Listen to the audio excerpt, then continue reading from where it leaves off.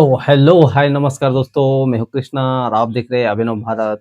तो स्वागत है आप सभी का डेली पाकिस्तानी ड्रामा एपिसोड हमारा ये पहला है, जहाँ पे आपको मिलेगा एकदम तड़कता-भड़कता मनोरंजन पाकिस्तान की जानिब से मतलब कि पाकिस्तान के ऊपर। तो आज का जो हमारा एपिसोड होने वाला है, वो होने वाला है धुरंधर की वजह से पाकिस्तान में सबकी सुलगी पड़ी, सबकी जली पड़ी और कितना दुःख हो रहा है, इतना दुःख हो रहा है। धुरंधर ने जो पहला पार्ट रिलीज़ हुआ था, तब भी धुरंधर ने भूकंप मचा दिया था और पाकिस्तानी रो रहे थे। और जब ये दूसरा पार्ट आया, वहाँ भी पाकिस्तान के रिएक्शन कुछ ऐसे है कि रो रहे बेचारे बिदक बिदक के कि ये क्या दिखा दिया।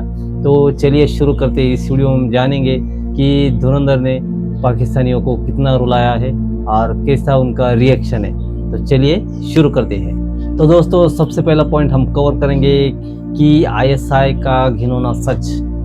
आईएसआई जो पाकिस्तान की एक रॉ हमारे यहाँ पे काम करते हैं, वहाँ पे आईएसआई काम करती है और वो वहाँ पे क्या-क्या गुल खिलाती है, क्या-क्या धंधे करती है, वो जो उनका घिनौना सच जब मूवी में दिखाया गया, तो सारे पाकिस्तानी रो रहे कि भाई साहब ये क्या दिखा दिया, हमारे यहाँ पे ऐसा तो नहीं होता। हालाँकि होता है, उनको भी पता है, पर अपने देश की ये जो बदनामी है और ये जो काले धंधे हैं, ये देख के किसको अच्छा लगेगा?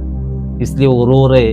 और सबसे बेहतरीन बात ये मूवी से हमको ये पता चली कि पाकिस्तान का जो माइंड गेम है, आईएसआई का जो माइंड गेम है, वो एकदम ज़बरदस्त तरीके से वर्क करता है। आपने अगर मूवी देखी हो तो उसमें एक सीन था कि एक दुकान उनको चाहिए थी किसी की, तो उन्होंने छानबीन करी और पता चला कि ये तो एक पंजाबी फैमिली है जिनकी ये दुकान है।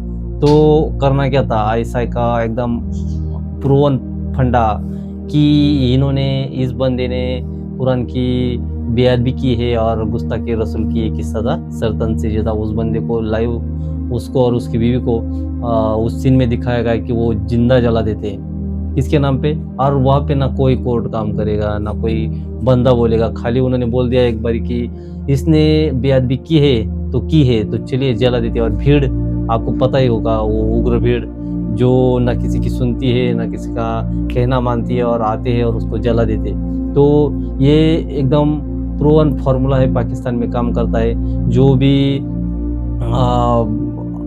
दूसरी कम्युनिटी है इस्लाम को छोड़ के, बाकी वहाँ पे हिंदू हो, क्रिश्चियन हो और भी कोई हो, तो सारे जो लोग हैं उनको इसी तरीके से वो लोग उनकी जायदाद हो, उनकी ज़मीन हो, उनके लड़कियाँ हो, उनका जो भी प्रॉपर्टी हो, इसी तरह से छीनी जाती है। किसी को भी अगर पसंद आ जाए तो एक ही फंडा है, नबी की गुस्ताखी की सज़ा और उसके उसके ऊपर इल्ज़ाम लगा दो और वो उनका हो जाता है। ये एकदम प्योर फंडा आईएसआई वहाँ पे चलाती है। दूसरी बात, इस मूवी के माध्यम से हमको पता चली और पाकिस्तानी इसके ऊपर भी ज़्यादा रो रहे हैं कि जो भी आतंकी घटनाएँ होती है, उसका लिंक कहीं न कहीं किसी न किसी तरीके से पाकिस्तान से जुड़ता ही है। इस वजह से भी भाई साहब पाकिस्तानियों को बहुत बुरा लग रहा है कि हमारे देश को ये ऐसा कैसे दिखा दिया। तो जो प्रूव है, जो आपको पता ही है कि दाऊद इब्राहिम पाकिस्तान में है और जो अमेरिका में जो घटना हुई थी, जो दोनों बिल्डिंग्स गिराई गई थी, उनके अंदर प्लेन घुसाए गए थे, वो जो आतंकी था, वो कहाँ पे पाया गया? कहाँ पे? एबटाबाद में। वो कहाँ पे? पाकिस्तान में। तो ये जो चीज़ें हैं, लिंक है और आतंकी घटनाओं की सारे के सारे जो किस्से कहानियाँ हमको, या फिर किस्से कहानियाँ नहीं कह सकते, सच्ची घटनाएँ जो हुई है, उनके तार या लिंक्स पाकिस्तान से जुड़ते हैं। ये आईएसआई करवाती है, ये एकदम प्रूवन है। इस वजह से भी पाकिस्तानियों को बहुत ही ज़्यादा बुरा लग रहा है कि भाई साहब ये क्या दिखा दिया आपने। तो न माने आदित्य धर जी को कि उन्होंने ये सच हमको इस मूवी के माध्यम से दिखा दिया। दूसरी बात ये कि इस मूवी ने हमको दिखाया और पाकिस्तान की जली कि दाऊद इब्राहिम का सपना क्या है। किस तरीके से उस बंदे ने इंडिया में पैसा वो डालता गया। पहले तो इंडिया का ही था वो, लेकिन उसका मकसद और उसका जुनून कुछ अलग था कि ग़ज़वाए हिंद करना था भाई साहब को। इस वजह से उसने बॉलीवुड में इतने पैसे डाले 1990 और उसके पहले से ही ये जो आतंकवादी गैंग था, इसने इंडिया की मूवीज़ और जो फ़िल्में थी, इनके माध्यम से हिंदुओं के ऊपर इन्होंने भाईचारे का ऐसा चूरन बेचा कि पूरी की पूरी हिंदुओं की सारी जमात थी, इस इनके बहकावे में आ गई। लेकिन शुक्र है और भला उस भाई साहब का कि जिसने एक ही मूवी लाई और सारे इतने सालों के जो इनके रिकॉर्ड थे, सारे झटके में तोड़ के रख दिए। इस वजह से भी उनको बहुत ज़्यादा दर्द हो रहा है पाकिस्तानियों को। भाई साहब, हम तो गंगा-जमुनी तहज़ीब और भाईचारे की बात करने वाले आईएसआर रॉ मिल के ऑपरेशन हो रहा था, प्यार हो रहा था और मज़ा-मस्ती हो रही थी। ये क्या दिखा दिया आपने? तो ब इस वज़ह से भी उनकी बहुत ही सुलगी पड़ी, जली पड़ी है। और दूसरी चीज़ आपको मैं बताऊँ कि बहुत सारे लोग बोल रहे थे कि हमारे यहाँ पे जो इंडिया में जो लिब्रांडो है, जिनका माँ-बाप पाकिस्तान है, जिनको बहुत सारा प्यार, पैसा और शोहरत वहाँ से मिलती है, उनकी जली पड़ी है, सुलगी पड़ी है और वो बोल रहे हैं कि ये बहुत ही ज़्यादा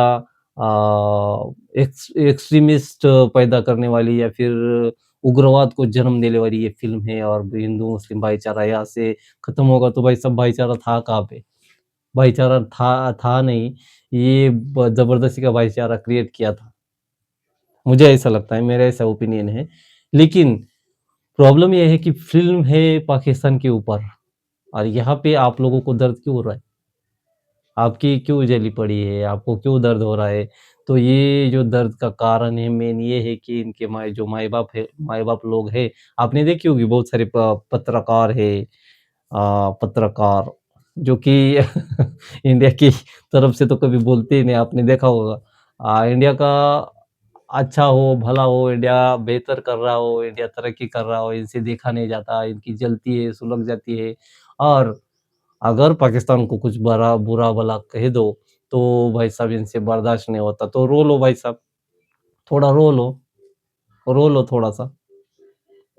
रोने के ही दिन है आपके। इन्हीं की तरह रो रहा है पाकिस्तान और जो कह रहा है कि हम तो ऐसे नहीं थे और आपने ये क्या दिखा दिया। तो भाई साहब चलिए अगले पॉइंट की तरफ चलते हैं। आतिक अहमद जो कि अभी मैंने देखा सोशल मीडिया पे बहुत ही ट्रेंडिंग चल रहा है उनका किस्सा। तो जो भी लोग कह रहे थे कि जब जो उनका एनकाउंटर हुआ तो ये एक सोची-समझी साजिश थी और इन्होंने करवाया, गवर्नमेंट ने करवाया। तो उसके पीछे का जो राज़ है वो तो हमको पता नहीं।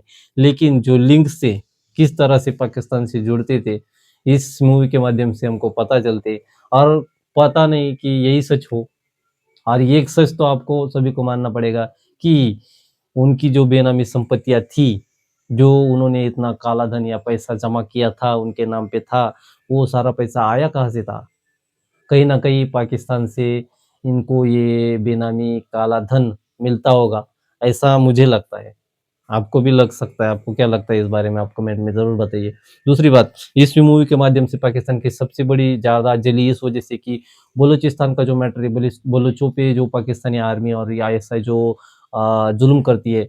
आपने मूवी में देखा होगा कि 4-5 जो बच्चे रहते जो स्कूल में पढ़ते, कॉलेज में पढ़ते, उनको उठा के उनकी हत्या की दी कर दी जाती है और बलोचों के ऊपर ये जो अत्याचार है, वो पहले से होता आ रहा है।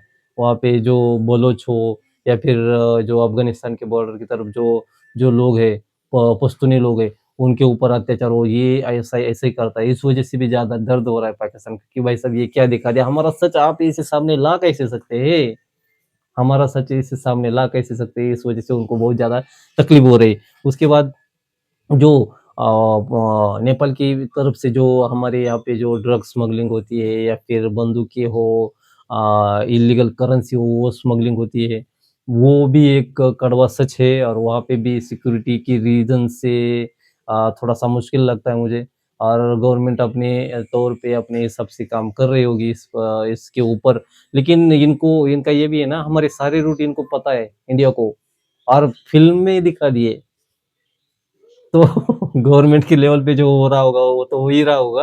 लेकिन फ़िल्म में दिखा दिया तो इसके माध्यम से आईएसआई को भी पता चल रहा होगा कि हमारे जो भी काले धंधे हैं, वो इंडिया को पता है और इसी वजह से पूरे वर्ल्ड में हम इंडिया वाले और जो गवर्नमेंट है, इन पाकिस्तानियों को ज़लील कर रही है और आइसोलेट कर रही है कि इनको पैसा और ना मिले और इनके जो धंधे और पाकिस्तान में अभी 10-15 सालों से आपने देखा होगा कि ये गिरता ही जा रहा है, गिरता ही जा रहा है, गिरता ही जा रहा है। क्यों गिरता जा रहा है? क्योंकि ये जो इल्लीगल धंधे हमारे यहाँ पे ड्रग स्मगलिंग करके वो जो पैसा आएगा उससे बंदूकें खरीदेंगे, वहाँ पे आतंकवादी घटनाएँ इंडिया में करेंगे या हमारे पैसे से हम कोई तकलीफ देते थे। लेकिन जो नोटबंदी हुई वहाँ से इनका सारा सिस्टम हिल गया और जो कलानी था या फिर जो भी इल्लीगल नोट्स के मामले में जो आरोपी थे, उनको अपना सर पकड़ना पड़ा कि भाई साहब ये क्या हो गया? ये पैसा हम कहाँ लेके जाएँ? तो ये भी चीज़ें इस मूवी के माध्यम से हमको पता चली और पाकिस्तान की जल गई। ऐसी ही बहुत सारी घटनाएँ पंजाब में इंडिया के पंजाब में जो ड्रग्स स्मगलिंग होती है या जहाँ वहाँ पे कहा जाता है कि बहुत सारे एडिक्ट्स लोग पाए जाते हैं क्योंकि वो उनके बगल वाला ही हमारा एक स्टेट है। तो ये भी एक कंसर्निंग पॉइंट है, तो इंडियन गवर्नमेंट देख रही होगी। लेकिन मूवी के माध्यम से जो बताया गया है एसआई का जो घिनौना सच है और इनकी जो अ, सच्ची कहानियाँ और घटिया कहानियाँ इस मूवी के माध्यम से हमारे सामने आई है।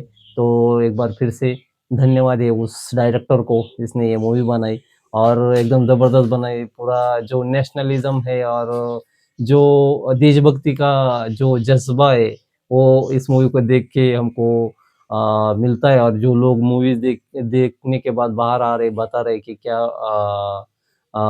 उनकी फीलिंग है, वो देख के लगता है कि सच में कुछ अलग हुआ है और मूवी एकदम ज़बरदस्त थी, मैंने भी देखी। आप ज़रूर जाके देखिएगा और पाकिस्तानियों आप रोते रहो, आपके दिन लद गए जो थे वो ख़त्म हो गए, इससे आगे और आपका कुछ नहीं हो सकता और जो भी होगा वो बर्बाद ही होगा। तो चलिए दोस्तों ये हमारा पहला episode the great Pakistani drama. ये एपिसोड आपको कैसा लगा? हमें कमेंट्स करके ज़रूर बताइए और आगे आने वाले दिनों में अगला एपिसोड आपको किस बारे में चाहिए, वो भी कमेंट करके बताइए। जिनका कमेंट अच्छा रहेगा उन भाई साहब का नाम हम अगली आने वाली वीडियो में ज़रूर लेंगे। तो चलिए दोस्तों मैं मिलता हूँ अगली वीडियो में, तब तक के लिए जय हिंद।